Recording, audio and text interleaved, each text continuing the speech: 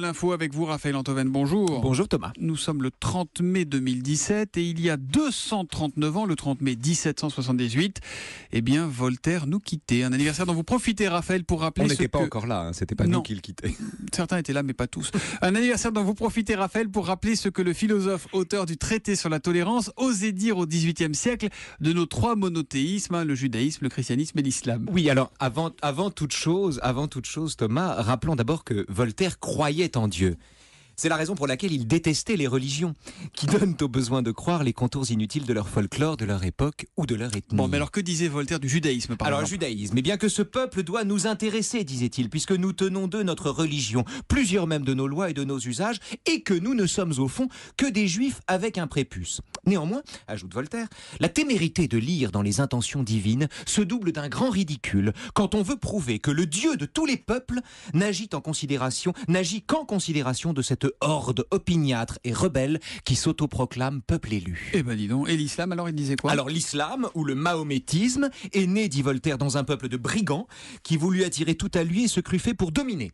De là une religion prosélyte et austère qui prive de vin, qui impose le jeûne, une circoncision tardive et un pèlerinage au milieu des sables arides, tout ça sont des expressions de Voltaire, et une religion dont le prophète, fourbe, a excité l'enthousiasme et la rage pour des raisons politiques.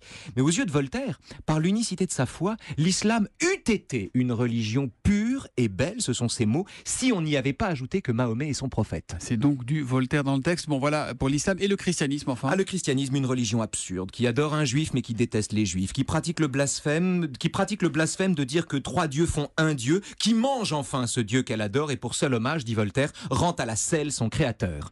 Alors, est-ce que c'est parce que ces adorateurs défèquent du divin tous les jours que, selon Voltaire, la sainte et douce religion du Christ est devenue par nos fureurs la plus intolérante et la plus barbare? Le fait est que, Voltaire encore, avec leur folklore, leur mystère, leurs fausses reliques, le commerce des indulgences et la papauté dans son ensemble, les chrétiens couvrent de ridicule la Vierge Marie, l'ange qui la salue, le pigeon qui l'engrosse, le charpentier qui en est jaloux et le poupon que les trois rois viennent complimenter entre un bœuf et un âne. Rappelons une nouvelle fois que toutes ces citations sont de Voltaire, sinon vous allez avoir des triples problèmes vous ce matin. Voltaire, tout ça n'est que du Voltaire. La morale de l'info, Raphaël. La morale de Voltaire. La morale de l'info, c'est la leçon de Voltaire, évidemment. Le respect du fait religieux est incompatible avec l'exercice de la liberté. Et ben voilà, c'est du Voltaire, il n'y a pas de langue de bois, c'est envoyé, c'est du Antoven, et ça revient demain matin avant 9h. À demain.